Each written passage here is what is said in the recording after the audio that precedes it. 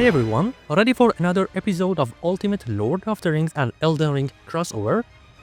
Today we are bringing the magic of Gandalf the Grey right into the lands between. Get ready to cast epic spells and wield deadly forces that will not let your enemies pass. I want these builds to be as close as possible to Tolkien's characters. So in creating them, I went with aesthetic first and then tried to make them work based on those weapons, armor and some lore related stuff.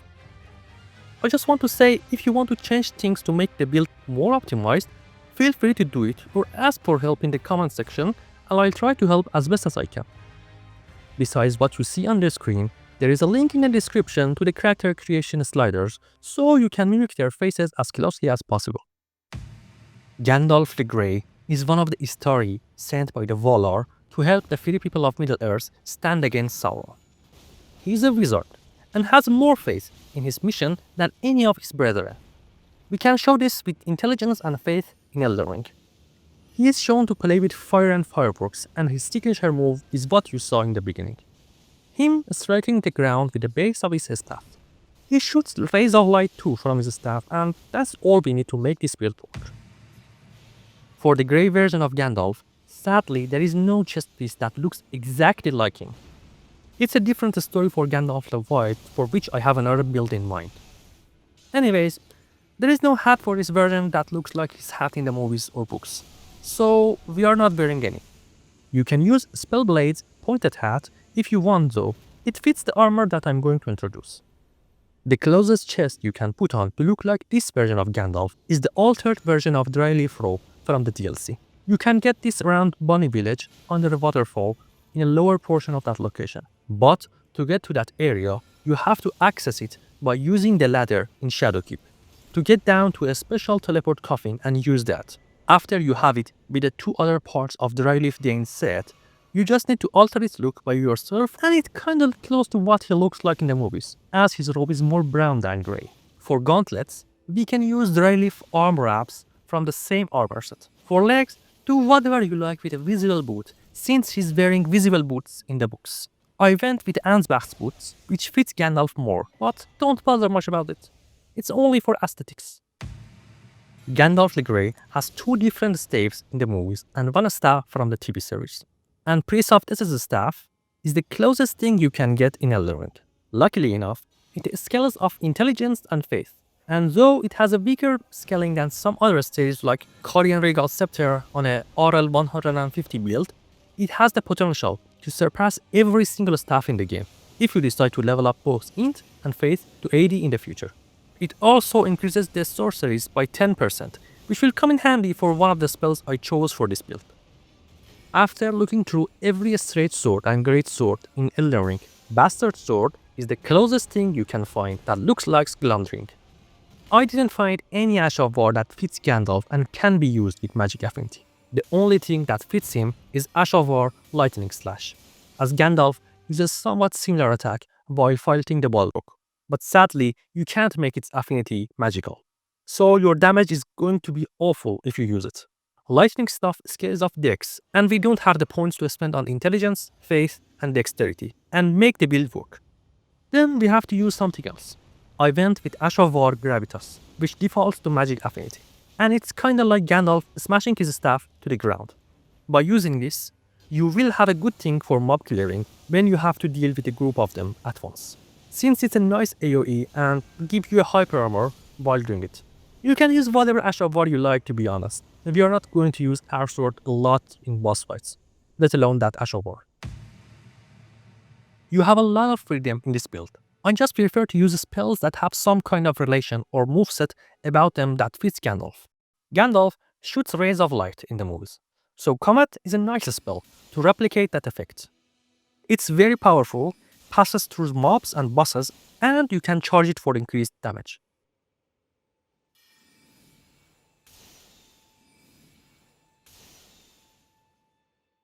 Based on his "you shall not pass" move, we can use a lot of things like Explosive Ghost Flame, which does magic damage and 130 frostbite build-up with the explosion and 38 with every tick of fire on the ground. It's a death sorcery and gets a 10% buff from our staff, and it knocks down low poison enemies, which is nice. It's a bit slow on casting and recovery, so time it wisely, and it's not chargeable. You might wonder, what is Frostbite?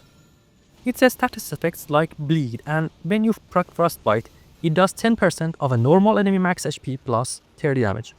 For bosses, as well as normal enemies located in boss rooms, it does 7% of their max HP plus 30 damage.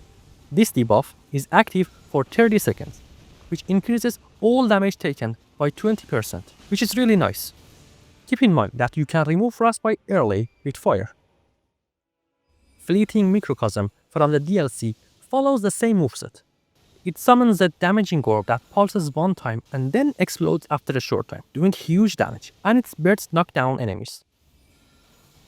You can charge it for a greater radius of damage and increase the damage itself.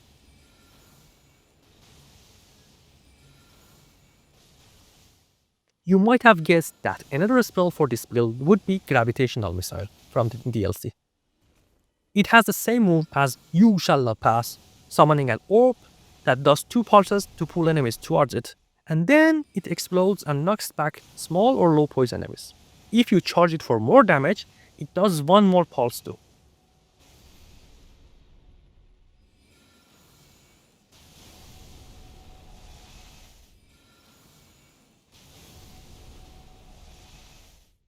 Gandalf liked to play with rings of smoke from his pipe, and we can replicate that effect too. There is a spell in the DLC called Rings of Spectral Light that is kinda like Rings of Smoke.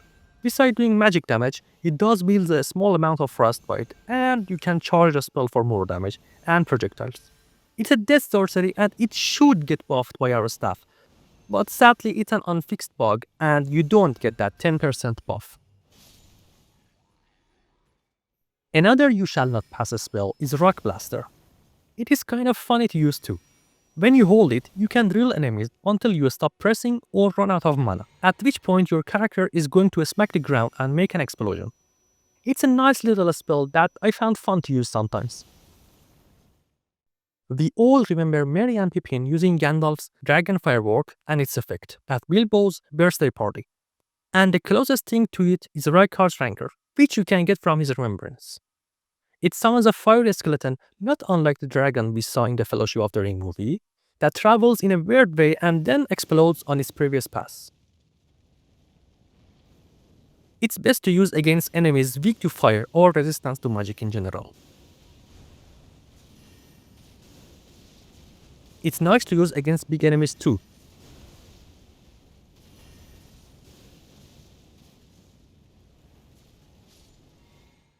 For the last 2 slots, I suggest 3 spells and you can choose whatever.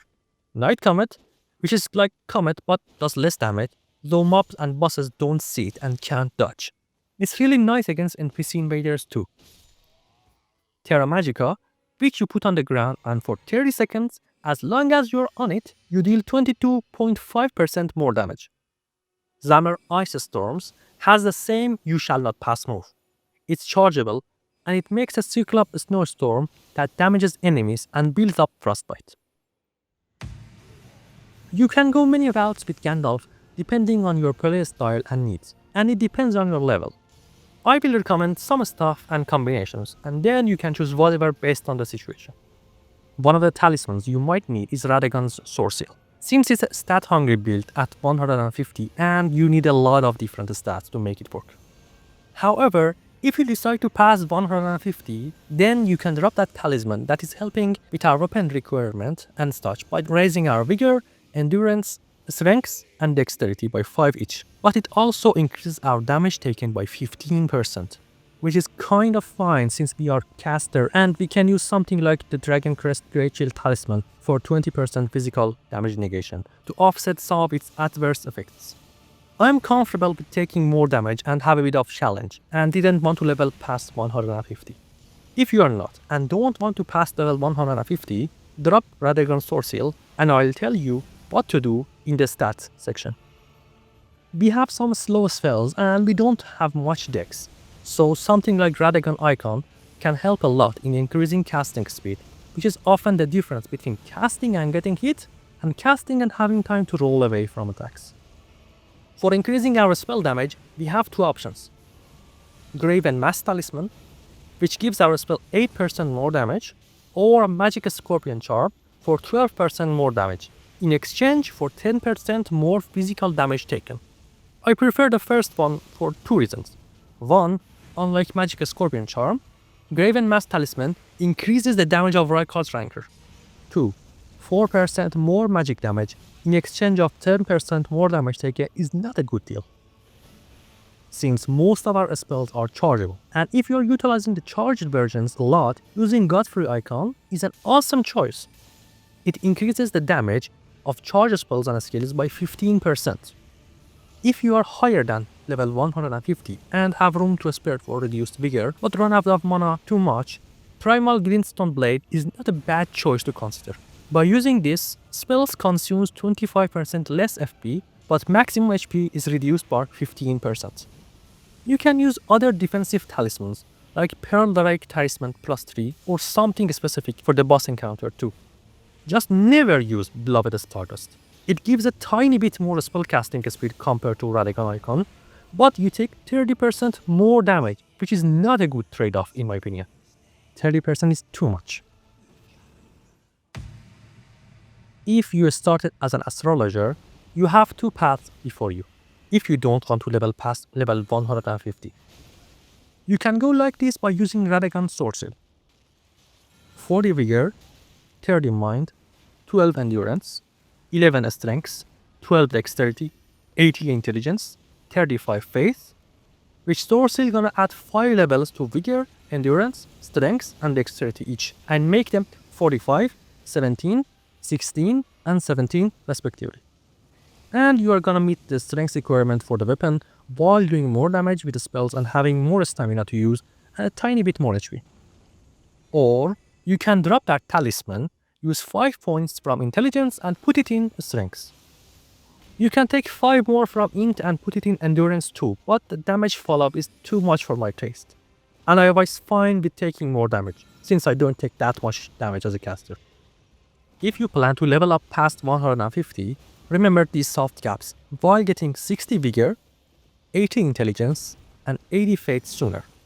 At 80 Faith and Intelligence, your sorcery scaling for max level Prince of Death's staff is 430 and nothing can beat it in its pure scaling.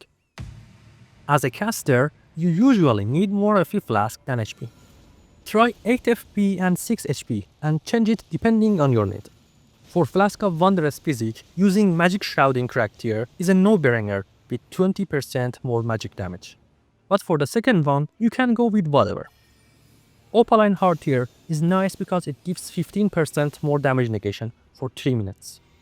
You can use Wing Crystal tier to reduce equip load significantly for 3 minutes, which makes your light roll, or you can use Intelligence Nut Crystal tier if you have 70 int to get 10 more with this tier and go to 80 and do more damage. If you are already at 75 or more int, and your faith is not capped yet, you can use Faith Nut Crystal tier instead, for 10 more faith. Radagon's Great Rune is a nice choice for Great Rune. We need all the HP, FP and stamina we can get. Second option is Galdrix, if you have weird stats and you want to soft cap them, but it's meh in my opinion. Another thing you can use that fits the Gandalf theme are Hobbits. Well, Albinaurics are kinda like Hobbits, aren't they? They are short and chubby and kinda silly, so using Albinaurics Ashes is like summoning 2 Hobbits to fight beside you. They are weak but can inflict Frostbite, which helps build up Frostbite faster so we can damage the boss more. Well, that's it for this video. If you enjoyed watching this, please give it a thumbs up and share it with friends. You can find related links for all the items of this build in the description. I met Aragorn and Gandalf the Grey so far and plan to make it a full series, so follow for more. If you have any questions or suggestions, please put them below and I'll try to answer as best as I can. By the way, what other Lord of the Rings character would you like to see in Elden Ring sooner? Drop these suggestions in the comments too. See ya!